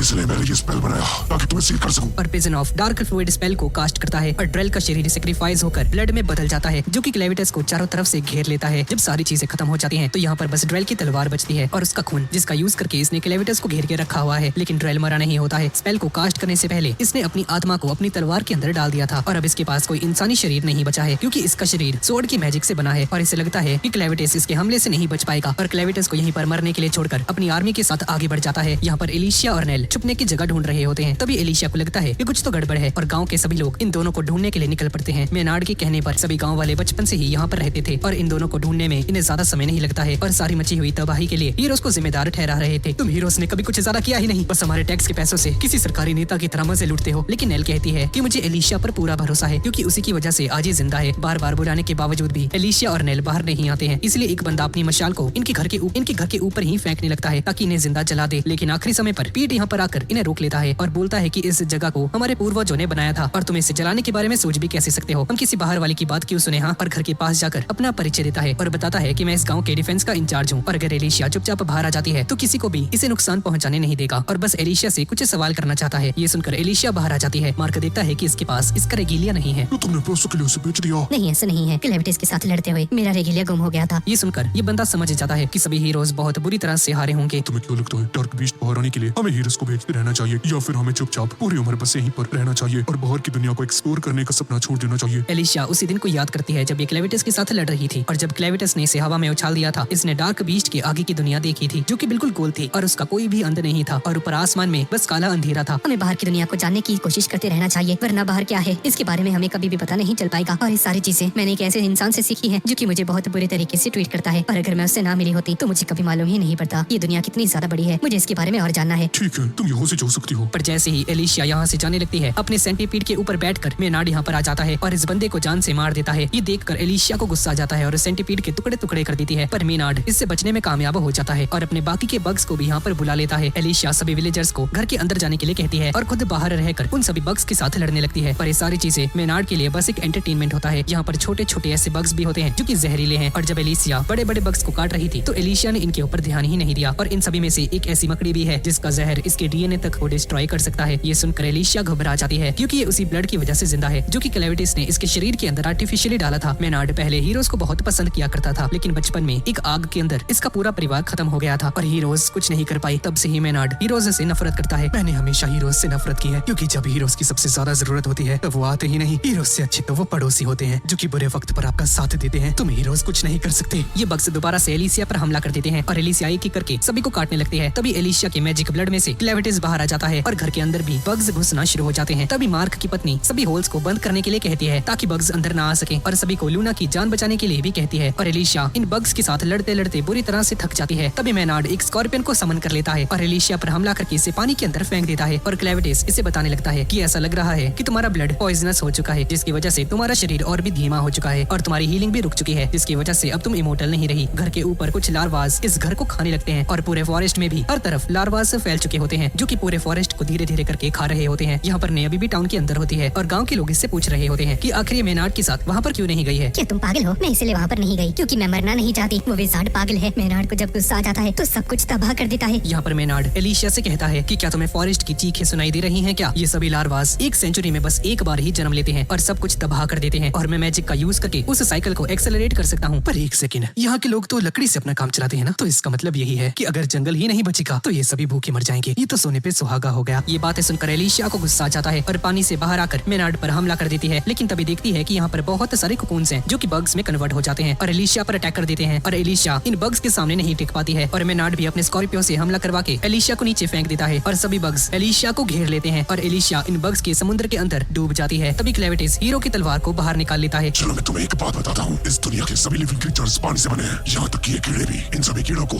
एक नदी की तरह समझ सकते हो और ये तलवार पानी को काटने की क्षमता रखती है, इसलिए इन सभी इंसेक्ट्स को भी काट सकती है, इसलिए इसे जल्द से जल्द खत्म कर दो। एलिशिया तलवार को पकड़ती है और इन बग्स की कैद से आजाद हो जाती है और तलवार की मदद से एक ही हमले में सभी बग्स को मार गिराती है। ये देखकर सभी लोग हैरान रह जाते हैं और इन सभी को विश्वास हो जाता है कि एलिशिया सचमुच में एक हीरो है। तभी मेनार्ड का मैजिक क्रिस्टल भी टूट जाता है और इसे विश्वास नहीं हो रहा होता है कि इसने अभी देखा क्या और एलिशिया अपनी तलवार को इसके सामने रख देती है, लेकिन अभी भी मेनार्ड सरेंडर करने के मूड में नहीं होता है। इसी वजह से एलिशिया इसे बेहोश कर देती है, पर थकान की वजह से खुद भी नीचे गिर जाती है। लेकिन लेकिन तभी क्लेन यहाँ पर आ जाता है और इसे पकड़ लेता है। मुझे आप वापिस आ गए। सिचुएशन बदल चुकी है, इसलिए मुझे इसे ढूंढते हुए यहाँ पर आना पड़ा। तुम किस सिचुएशन की बात कर रहे हो? क्या तुमने ड्रेल को हरा दिया? वही तो प्रॉब्लम है, क्योंकि ऐसा लग रहा है कि कोई दूसरा डीमन किंग उसे सपोर्ट कर रहा है। उससे हराना आसान नहीं होने वाला है। इसके बाद हम लूना की माँ को देखते हैं, जो कि उस हमले में बच गई थी, और इसे इस बात पर पूरा भरोसा होता है कि लूना अभी भी जिंदा है। मैं जानती हूँ तुम कैसा महसूस कर रही हो, पर राजा के मरने के बाद सिर्फ आप ही हैं जो कि इस राज्य पर राज कर सकती हैं। इसलिए आपको कहीं सुरक्षित जगह पर जाना होगा। और लूना की मदर का नाम है टोआरा डोआगर। मैं अपने बेटे को छोड़कर कहीं नहीं जाऊंगी। पर आपको क्यों लगता है कि आपका बेटा अभी तक जिंदा होगा? मैंने फॉर्ज को देखा था, वो अभी भी चालू था, जिसका यही मतलब है कि अभी भी कोई ऐसा मौजूद है जो कि राजा बनने के काबिल है। मेरा बेटा जिंदा है क्योंकि वो फॉर्ज सिर्फ रॉयल ब्लड से ही चालू हो सकता है। मुझे उसे ढूंढना होगा, मुझे उसकी जान को बचाना होगा, क्योंकि जब तक रॉयल फैमिली के पास आर्मी रहेगी तब तक ये किंगडम सुरक्षित रहेगा। मैं इन सबसे पहले ही यहाँ से जाना चाहती थी, क्योंकि मुझे पहले ही एहसास हो चुका था कि हीरोज उस डार्क बीस्ट को नहीं हरा पाएंगे। इसके बाद एक सोल्जर यहाँ पर आकर इसे बताता है कि प्रिंसेस ड्रेल की आर्मी के ऊपर एस्लिंग के 6000 सोल्जर्स ने हमला कर दिया था, पर वो लोग ड्रेल के आगे नहीं टिक पाए। और उसके बाद वहाँ पर क्लेविटिस आ गया, जिसने ड्रेल की आधी आर्मी को खत्म कर दिया। और उसके बाद ड्रेल ने उसे एक अजीब सी स्फीयर के अंदर कैद कर दिया, और अभी भी वहीं पर कैद है। और ड्रेल अपने बचे हुए साथियों को लेकर इसी और आ रहा है हिडन किंगडम की तरफ। ये कैसे हो सकता है? आज तक कोई भी डार्क बीस्ट को नहीं हरा पाया है, तो ड्रेल ने ये कैसे कर लिया? ये नहीं होना चाहिए था। ये सब कुछ तो हमारी कहानियों के विरुद्ध जा रहा है। प्रिंसेस ड्रेल एक पुराना हीरो है, जिसके पास हिडन की एक पुरानी पुश्तैनी स्वॉर्ड है। शायद उसी की वजह से वो क्लेविटिस को हरा पाया है। वो हीरो कहलाने के लायक बिल्कुल नहीं, क्योंकि उसने दूसरे नेशंस पर हमला किया है। जिसके बाद प्रिंसेस डिसाइड करती है कि अब ये ड्रेल के वेपन को तोड़ कर आएगी, क्योंकि हिडन के पास भी हैमर ऑफ द किंग्स होता है, जिसके जरिए हीरोज के वेपन्स को बनाया भी जा सकता है और तोड़ा भी जा सकता है। पर ये बूढ़ी अम्मा इस चीज के लिए मना करती है, क्योंकि उस हैमर को सिर्फ किंग को ही उठाना चाहिए। लेकिन टोआरा किसी भी बात को नहीं सुनती है और ड्रेल पर हमला करने के लिए तैयार हो जाती है, और बाकी की आर्मी को भी इकट्ठा होने के लिए कहने लगती है। तभी ड्रेल भी अपनी आर्मी को लेकर यहाँ पर आने लगता है, और मेनार्ड को हराने के बाद सभी लोग हीरोज से काफी ज्यादा खुश हो जाते हैं, और सभी गाँव वालों के अंदर हीरोज के लिए पैदा हुई नफरत खत्म हो जाती है। तभी एक बंदा ने को भी पकड़ लेता है, और एलिशा मार्क से नेल को लेकर आने के लिए कहती है। आखिर तुमने मुझे क्यों पकड़ लिया? मुझे घर जाने दो यार। अब ये कौन है? ये लड़की लूना के पीछे आई थी, और तुम तो लोहा वगैरह अट्रैक्ट कर सकती थी ना, तो आखिर तुम इतनी आसानी से कैसे पकड़ी गई? जिस पर ये बताती है कि इन लोगों ने बिना वेपन से ही इस पर हमला कर दिया था, जिसकी वजह से ये पकड़ी गई, और इसकी गार्ड्स भी बहुत आसानी से हार गए। ठीक है, अब मुझे ड्रेल के बारे में सब कुछ जानना है। मुझे जानना है कि वो किस डार्क बीस्ट से मिला हुआ है। क्या तुम पागल हो चुकी हो? क्या तुमने उसका डार्क ब्लड देखा भी है, जो कि इसकी बॉडी से बाहर आकर इधर उधर घूमता रहता है? पर क्लैन को भरोसा हो जाता है कि जरूर इसके पीछे किसी डार्क बीस्ट के लॉर्ड का ही काम है, क्योंकि सिर्फ डार्क बीस्ट ही डार्क ब्लड को क्रिएट कर सकते हैं। ड्रेल मेरे लिए कोई खतरा नहीं, पर अगर कोई और डार्क बीस्ट का लॉर्ड इसमें शामिल है तो ये खतरे की बात है। इसलिए हमें पता लगाना होगा कि आखिर यहाँ पर चल क्या रहा है, और अगर सच में किसी और डार्क बीस्ट ने मेरे साथ पंगा लेने की जरूरत की है तो उसे उसका हट जाना भुगतना ही होगा। अरे वो शांत हो जा। पर तुम अपनी असली बॉडी को छोड़कर इस फॉर्म में क्यों आए हो दोबारा से? मैं अपने शरीर को छोड़कर नहीं आया हूँ, बस एक चीज को छोड़कर आया हूँ, जो कि मेरी परछाई में छुपी हुई है। अगर मैं उन्हें ये सोचने दूंगा कि उन लोगों ने मुझे हरा दिया है, तो मुझे इस बात की चिंता करने की जरूरत नहीं होगी कि वो लोग मेरे पीछे पड़े हैं। ड्रेल को हराना ही काफी नहीं रहेगा, हमें ये भी पता लगाना होगा कि आखिर इसके पीछे कौन से डार्क बीस्ट का हाथ है। और नैन ने बताती है कि ये लोग तो बस आइडन के उस फोर्ज को हासिल करने के लिए आए थे। तभी नहीं अपने हाथों की उन हथकड़ियों को खोल देती है और आजाद होकर अपने मैग्नेटिज्म की पावर का यूज कर देती है, और यहाँ से उड़ जाती है। और जंगल के बीच से मार्क लूना और नेल को एक कैरेज के ऊपर से लेकर जा रहे होते हैं, जिसके ऊपर लोहे के टायर्स लगे होते हैं। ने की नजरें टायरों पर जाती है और इन सभी पर हमला करके उस कैरेज को लेकर यहाँ से चली जाती है। पर तभी क्लैन इसके सामने आ जाता है और इसे ड्रेल के पास चलने के लिए कहता है। एलिशा भी इसके गले पर अपनी तलवार को रख देती है। तुम खुद को बहुत ही होशियार समझती हो ना? हमने जानबूझकर उस कैरेज के ऊपर लोहे के टायर लगाए थे ताकि तुम हमें जल्द से जल्द ड्रेल तक लेकर जा सको। तो चलो अब बातें कम करो और हमें उसके पास लेकर चलो। और याद रखना, मेरी स्वॉर्ड आयरन की नहीं बनी है। अगर तुमने दोबारा से कोई भी होशियारी की तो मैं तुम्हारा गला काट दूंगी। अभी सभी लोग यहाँ से जाने लगते हैं और सभी विलेजर्स गांव को बचाने के लिए इनका शुक्रिया अदा करते हैं। तो क्या अब तुम्हें अच्छा लग रहा है? अब तुमने कुछ हीरो वाला काम किया। तुम अपनी बकवास बंद करो। तुम्हें पता है ना, मैंने सच में एक विलेज को बचाया है, और ये सच में एक हीरो वाला ही काम है। और इसमें मैंने तुम्हारी हेल्प की है। एलिशिया, मैं भी बहुत ज्यादा इंप्रेस हो चुकी हूँ, क्योंकि तुम बिल्कुल वैसी ही हीरो हो जैसे कि मैंने कहानियों में सुना है। और मुझे बहुत ही ज्यादा हैरानी भी हो रही है कि लूना एक प्रिंस है। क्या मेरे जैसे इंसान को इसे टच भी करना चाहिए क्या? तुम्हें इसे टच क्यों नहीं करना चाहिए? क्योंकि मैं एक कोबलर हूँ, मुझे प्रिंस को छूने का हक नहीं। तो मैं क्या करूँगी जब मैं इसकी माँ से मिलूंगी? तुम एक नॉर्मल इंसान से बहुत ही ज्यादा ताकतवर नेल, इसलिए अगर लूना की माँ ने तुम्हें कोई मामूली सा इंसान समझा तो उसे जान से मार डालना। अबे ओ क्लैन, अपनी बकवास बंद कर। हम प्रिंसेस को ऐसे ही नहीं मार सकते। तुम्हारी हरकतें देखकर लग नहीं रहा कि तुम लूना को किंग बनाना चाहते हो। चुप रहो मामूली इंसान, और तुम जल्दी अपने हाथ चलाओ। और क्योंकि क्लैन अपने बारे में किसी को भी नहीं बताना चाह रहा था, इसलिए एलिसिया को अकेले ही ड्रेल को संभालने के लिए कहता है, जिसके लिए एलिसिया मान भी जाती है, क्योंकि इसे ड्रेल से अपने फादर की मौत का बदला लेना था। तभी एलिसिया को ड्रेल दिखाई दे जाता है और नी को कैरेज को उसकी तरफ मोड़ने के लिए कहती है। तभी ड्रेल प्रिंसेस की तरफ आगे बढ़ रहा था और प्रिंसेस भी अपने सोल्जर्स के साथ उस स्वॉर्ड को लेकर ड्रेल पर हमला कर देती है। और सोल्जर्स के पास भी ईडन के बने हुए हथियार होते हैं, पर फिर भी ड्रेल की इस स्वॉर्ड का मुकाबला नहीं कर पा रहे होते हैं। और ड्रेल इन सभी को अकेले ही उड़ाते हुए आगे बढ़ता जा रहा है और सीधा प्रिंसेस के पास पहुंच जाता है और इसका गला पकड़ के हवा में लटका देता है। एक मामूली प्रिंसेस,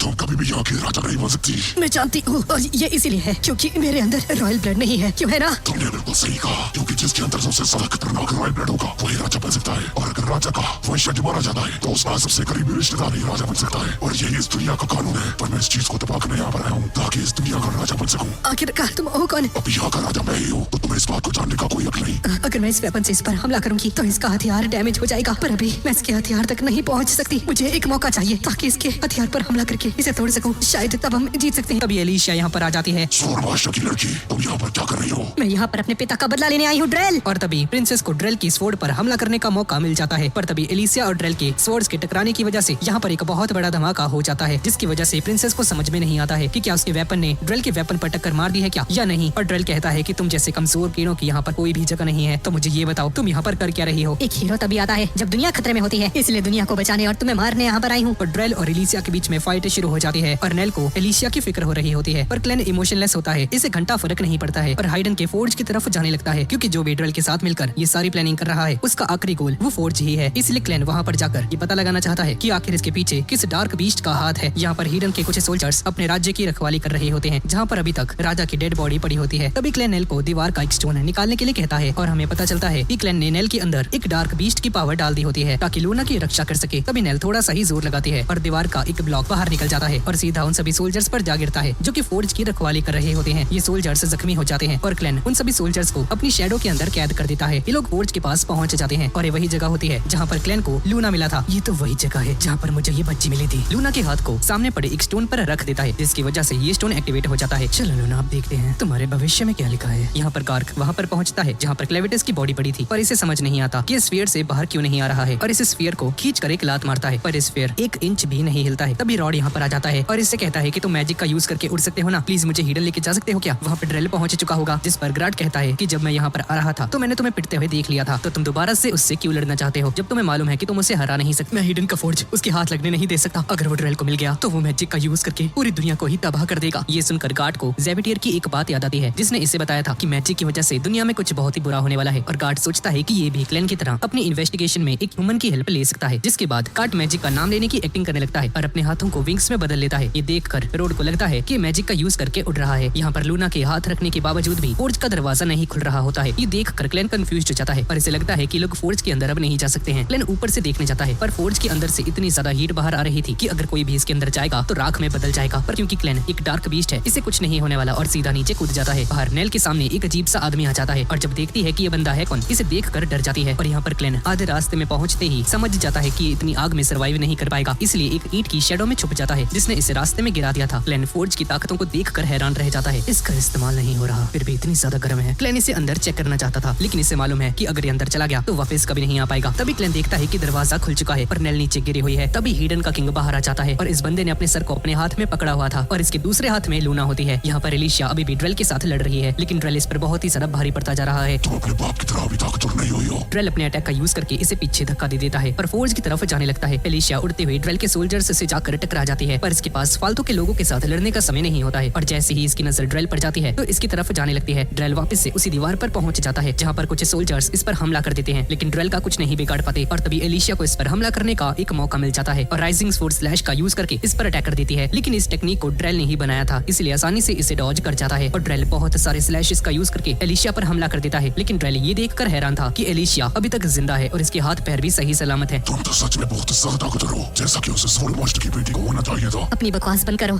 तुमने मेरे पिता को क्यों मारा था? और ये बताता है कि तुम्हारे पिता और मैं एक ही स्कूल में तलवारबाजी सीखते थे, पर जब हीरो बनने की बात आई तो हम एक दूसरे के ओपोनेंट बन गए। ठीक है, मैं तुम्हें बताता हूँ मुझे ड्रैगन स्लेयर क्यों कहा जाता है और मैंने हीरो बनना क्यों छोड़ दिया। 25 साल पहले ड्रेल और एलिशिया के फादर एक टूर्नामेंट में एक दूसरे के आमने सामने खड़े होते हैं और जो भी इस टूर्नामेंट को जीतेगा उसे पहला रेगेलियन मिलेगा, यानी कि एक स्वॉर्ड जो कि खुद राजा ने बनाई है। इस वक्त पर भी ये दोनों काफी अच्छे दोस्त होते हैं और पूरी ताकत के साथ लड़ते हैं, पर एलिशिया के पिता इस मैच को जीत जाते हैं और ड्रेल इस बात से दुखी हो जाता है कि ये हीरो नहीं बन पाएगा, लेकिन फिर भी मार्गो को कांग्रेचुलेट करता है। टूर्नामेंट को जीतने के बाद इसे स्वॉर्ड मास्टर का टाइटल दिया जाता है और साथ ही में वो किंग के द्वारा बनाई गई रेगेलिया भी। जैसे ही वो तलवार तुम्हारे हाथ में आएगी तुम एक हीरो बन जाओगे, तुम्हें इस राज्य की रक्षा करनी होगी, डार्क बीस्ट से भी लड़ना होगा, क्या तुम इसके लिए तैयार हो? और मार्को हाँ कह देता है और जब इस तलवार को अपने हाथ में पकड़ता है तो इसकी ताकत को महसूस कर पा रहा था, लेकिन किंग इसे बताता है कि रेगेलिया अभी भी इनकम्प्लीट है तो इसे खुद ही इसे कंप्लीट करना होगा। इसे समझ नहीं आता कि राजा कहना क्या चाहता है, पर किंग इसे बताता है कि सभी रेगेलियाज में सोल्स होती हैं और जिसे भी ये सबसे पहले मारेगा उसकी सोल इस तलवार के अंदर ट्रैप हो जाएगी, तो इसे अपने टारगेट को सोच समझ के चुनना होगा। कुछ समय के बाद दोनों एक रेस्टोरेंट में बैठे हुए थे जहाँ मार्को ड्रेल को बताता है कि एक पार्टी बनाकर नॉर्दर्न ड्रैगन की तरफ जाने वाला है, क्योंकि अपनी तलवार का पहला शिकार उस ड्रैगन को बनाना चाहता है। लेकिन नॉर्दर्न ड्रैगन का नाम सुनते ही ड्रेल इस पर चिल्लाने लगता है, क्योंकि वो डार्क बीस्ट लॉर्ड वार्डन के सर्वेंट्स हैं और अगर उन्होंने उस पर हमला कर दिया तो बीस्ट लॉर्ड गुस्सा हो जाएगा था, लेकिन मार्गो इसे समझाता है कि अगर ये लोग डीमन किंग को हराना चाहते हैं तो इन्हें ड्रैगन की सोल को इस तलवार में ट्रैप करना ही होगा। बेवकूफ, तुम सच में उस घटिया ट्रेडिशन को फॉलो करना चाहते हो? पिछले 1000 सालों में उसे कोई भी पूरा नहीं कर पाया है और जो भी हीरोज उससे लड़कर उसे हरा देते हैं वो बस कहानियां हैं। असल में आज तक उसे कोई नहीं हरा पाया है। लेकिन ड्रेल भी जानता है सिर्फ मार्गो ही है जो कि डार्क बीस्ट लॉर्ड को हरा सकता है। इसके बाद दोनों यहाँ से जाने लगते हैं पर कुछ अजीब से लोगों से टकरा जाते हैं। मार्गो ड्रेल को बताता है कि ये सब के सब मैजिशियंस हैं और हिडन की कहानी के हिसाब से हीरोज हिडन के वेपन की मदद से डीमन किंग्स को हराएंगे, लेकिन मैजिशियंस की कहानी के हिसाब से हीरोज उनसे मैजिक सीखेंगे और अपने मैजिक का यूज करके डीमन किंग्स को हराएंगे। इसके बाद ड्रेल और मार्गो अपनी टीम के साथ उस ड्रैगन से लड़ने के लिए पहुंच जाते हैं, पर जितना इन लोगों ने सोचा था इस ड्रैगन को मारना उससे भी ज्यादा मुश्किल निकलता है, क्योंकि ये ड्रैगन अपने एक हमले से ही इनकी पूरी टीम को ही खत्म कर देता है। ड्रेल मार्गो से कहने लगता है कि हमें रिट्रीट करना होगा, हम नहीं जीत पाएंगे, पर मार्गो इसे याद दिलाता है कि ये ड्रैगन अब हमारा पीछा नहीं छोड़ने वाला है। अब इनके पास बस एक ही चारा है, इन्हें इसे जान से मारना होगा। ड्रेल, राइजिंग ड्रैगन टेक्निक का यूज करो। और इसकी मदद से ड्रेल मार्गो को इस ड्रैगन की पीठ के ऊपर पहुंचा देता है। मार्गो इस ड्रैगन के ऊपर हमला कर देता है, जिसकी वजह से ये ड्रैगन सीधा जमीन पर आकर गिर जाता है। मार्गो ने उस ड्रैगन के विंग्स को जख्मी कर दिया था, जिसकी वजह से अब ये उड़ नहीं पाएगा और मार्गो अकेला ही इस ड्रैगन के साथ लड़ने लगता है। और इसकी लड़ाई को देखकर ड्रेल को लगने लगता है कि मार्गो सच में इस ड्रैगन को हरा सकता है। पर जब अपने फाइनल हमले के लिए आगे बढ़ता है, एक पत्थर पर इसका पैर फिसल जाता है और ये ड्रैगन मार्गो पर हमला करके इसके पैर को ही काट देता है। और मार्गो समझ जाता है कि अब ये कभी भी हीरो नहीं बन पाएगा, लेकिन आखिरी मोमेंट पर मार्गो अपनी तलवार को ड्रेल की तरफ फेंक देता है, लेकिन ऐसा करते ही ये ड्रैगन मार्गो को अपने पैरों से कुचल देता है। ड्रेल रेगेलिया को पकड़कर इस ड्रैगन की गर्दन को ही काट देता है और रेगेलिया इस ड्रैगन की सोल को एब्सॉर्ब करने लगती है और रियलाइज करता है कि ये तलवार बहुत ही ज्यादा खतरनाक है। और तभी ड्रेल को अपने पीछे डार्क बीस्ट लॉर्ड की प्रेजेंस सेंस हो जाती है और डर के मारे फ्रीज हो जाता है। मार्गो खून से लिपटा हुआ उठता है, लेकिन फिर भी इसका शरीर पूरी तरह से ठीक था। जिसके बाद मार्गो और एक और सर्वाइवर के साथ दोबारा से सिटी में आ जाता है और मार्गो ने एक हीरो का सपना छोड़कर एक नॉर्मल जिंदगी बितानी शुरू कर दी। इन सब के बाद ड्रेल को सभी लोग ड्रैगन स्लेयर का नाम देने लगे, पर इन सब की वजह से ड्रेल को यकीन हो चुका था कि वो सारी कहानियां झूठी हैं और सच्चाई इन सभी से छुपाई जा रही है, जिसे बस हाइडन के राजा ही जानते हैं। इसके बाद हम दोबारा से प्रेजेंट में आ जाते हैं, जहाँ पर एलिसिया ड्रेल से पूछने लगती है, तो क्या तुम्हें लगता है कि मैजिक ही वो चीज है जो कि लोगों से छुपाया गया है? उस समय के बाद से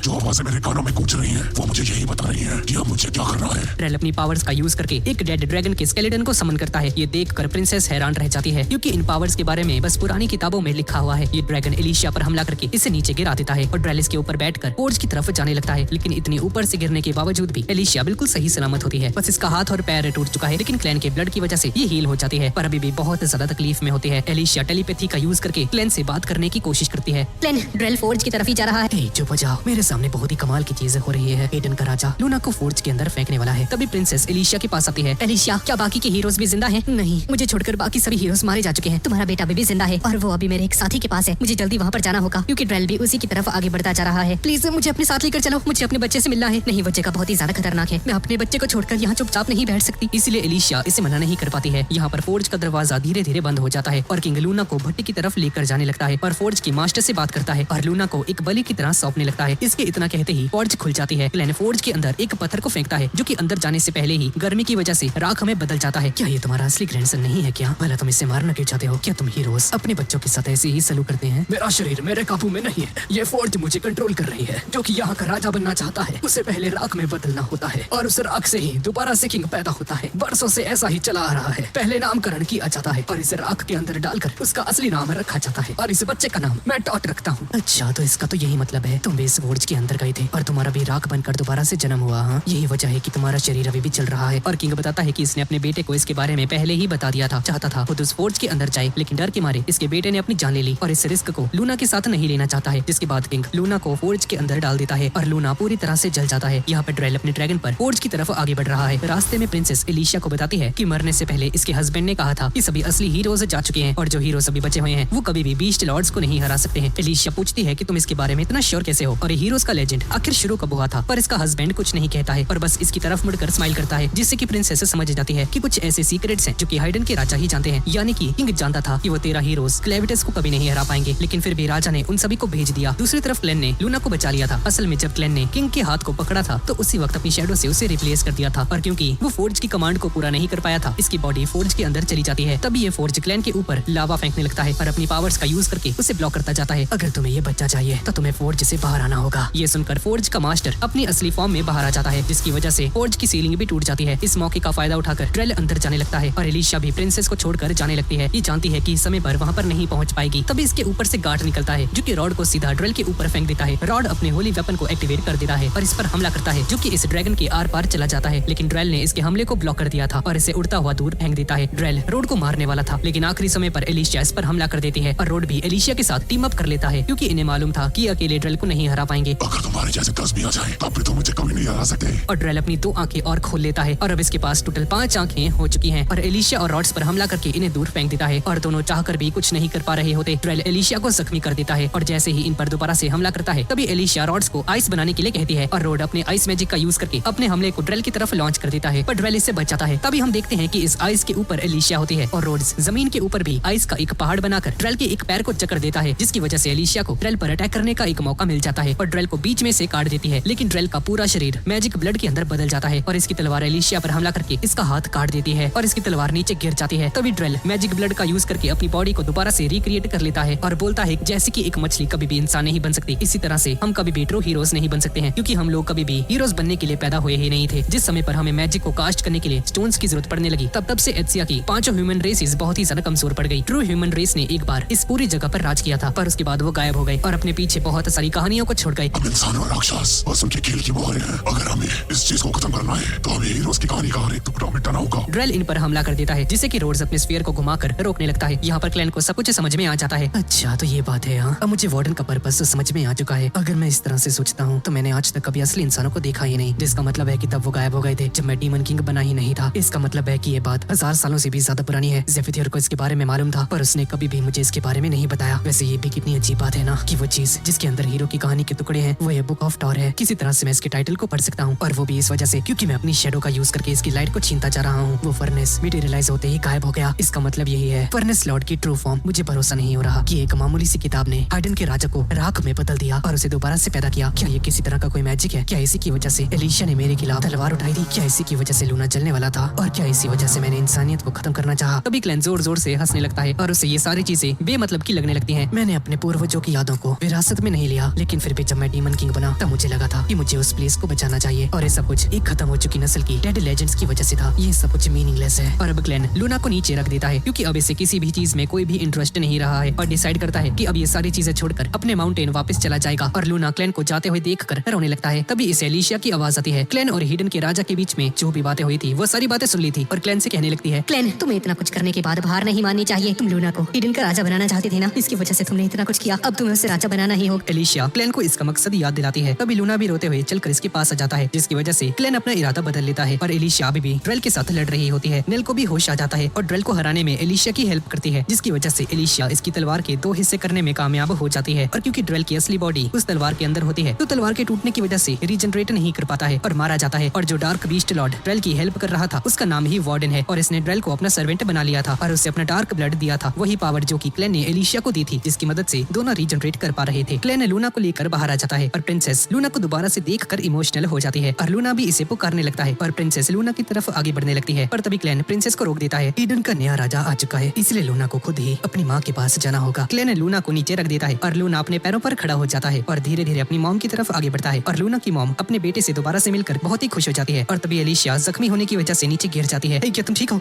सबको ड्रेल की मौत की खबर दे दो ताकि ये जंग रुक सके। और रोड्स ड्रेल की टूटी हुई तलवार लेकर यहाँ से चला जाता है इस जंग को रोकने के लिए और क्लैन बुक ऑफ टॉर को अपने पास रख लेता है ताकि इसकी असलियत के बारे में और भी चीजें जान सके। तभी वार्डन एक छिपकली की फॉर्म में यहाँ पर आ जाता है जो कि अभी ड्रेल के अंदर था और क्लेविटिस को बताता है कि टॉर बहुत ही जल्द जागने वाला है, पर क्लेविटिस इसके बारे में कुछ भी सुना नहीं चाहता था। क्लैन इस छिपकली को तबाह कर देता है। लगता है इस दुनिया के बारे में अभी मुझे बहुत कुछ जानना होगा। रॉड बैटलफील्ड में चला जाता है और सभी को ड्रेल की तलवार दिखाते हुए बताता है कि हीरो एलिशिया ने ड्रेल को मार दिया है। और जब सभी लोग इसकी तलवार को देखते हैं तो समझ जाते हैं कि ड्रेल हार चुका है। गार्ड दूर से सारी चीजें देख रहा था। रिपोर्ट करने के लिए ज़ेफियर के पास जाने लगता है। कुछ समय के बाद एस्लिन की आर्मी भी यहाँ पर पहुंच जाती है और इन्हें रास्ते में वही स्फीयर दिखाई देता है। इसके बारे में और भी जानना चाहते थे, लेकिन इनका प्रीस्ट इस गोले को इन्हें टच करने से भी मना करता है क्योंकि ये सेंस कर पा रहा था कि वो डीमन लॉर्ड जब चाहे इस स्फीयर से बाहर आ सकता है। यहाँ पर क्लैन एलिशिया को बताता है कि इसने बैटलफील्ड में एलिशिया की इंजरीज को इसलिए हील नहीं किया था क्योंकि इसकी पावर्स को सीक्रेट रखना चाहता था। और क्लैन बोलता है कि हम लोग कभी भी श्योर नहीं हो सकते ट्रू ह्यूमंस सच में एग्जिस्ट करते थे और सिर्फ एक ही चीज को जानते हैं कि बुक ऑफ टॉर हाइडन के राजा को कंट्रोल कर रहा था, वो भी कई जनरेशन से, और वो ओरिजिनल हीरोज के लेजेंड से भी जुड़ा हुआ है। शायद जब उन्हें पढ़ेंगे तो इन्हें और भी जानकारी मिल सकेगी। पर जो बुक के साथ चाबी आई थी उससे भी ये बुक नहीं खुल रही होती है। इसका मतलब यही हो सकता है कि वो चाबी किसी और बुक को खोलता बोलती है और शायद उस तरह की और भी बुक्स मौजूद हैं। और अभी कुछ भी करने से पहले क्लेन इनके बारे में पता लगाना चाहता है। तभी प्रिंसेस टोआरा का मैसेंजर यहाँ पर आता है और इन सभी को पैलेस के अंदर बुलाता है, जहाँ पर लूना को राजा बना दिया गया है। और प्रिंसेस इन सभी का शुक्रिया अदा करती है क्योंकि इन लोगों ने लूना और इसकी कंट्री दोनों को बचाया है। पर तभी नेलिस से माफी मांगने लगती है। इससे गिल्टी फील हो रहा है क्योंकि इसके जैसे एक आम इंसान ने तुम्हारे बेटे को दूध पिलाया था। ये सुनकर प्रिंसेस इमोशनल हो जाती है। तुम्हें ऐसा नहीं सोचना चाहिए। तुम तीनों में से मैं तुम्हारा स्पेशल थैंक्स करना चाहती हूँ क्योंकि तुम्हारी ही वजह से लूना आज जिंदा है। अच्छा अब तुम ये बताओ, हमारी कंट्री को बचाने के लिए तुम्हें क्या इनाम चाहिए? हाँ, नेल सीधा ही कुछ भी लेने से मना कर देती है और एलिशिया सोचने लगती है कि इसे क्या मांगना चाहिए। लेकिन क्लेन पहले से जानता था कि इसे क्या मांगना है। एलिशिया डर जाती है कि पता नहीं अब ये क्या मांगने वाला है। लेकिन क्लेन प्रिंसेस से कहता है मुझे लूना का मैजिक टीचर बनना है। और इस सीरीज का पहला सीजन यहीं पर खत्म हो जाता है। तो गाइज यही थी आज की वीडियो। तो गाइज वीडियो कैसी लगी नीचे कमेंट्स में जरूर बताइएगा। और अगली वीडियो कौन से एनिमे पर चाहिए प्लीज नीचे कमेंट्स में जरूर बताइएगा। और अगर वीडियो अच्छी लगी तो प्लीज इसे लाइक जरूर करके जाना और चैनल को भी जरूर सब्सक्राइब कर दीजिएगा। तो ठीक है गाइज, और मिलते हैं अगली वीडियो में।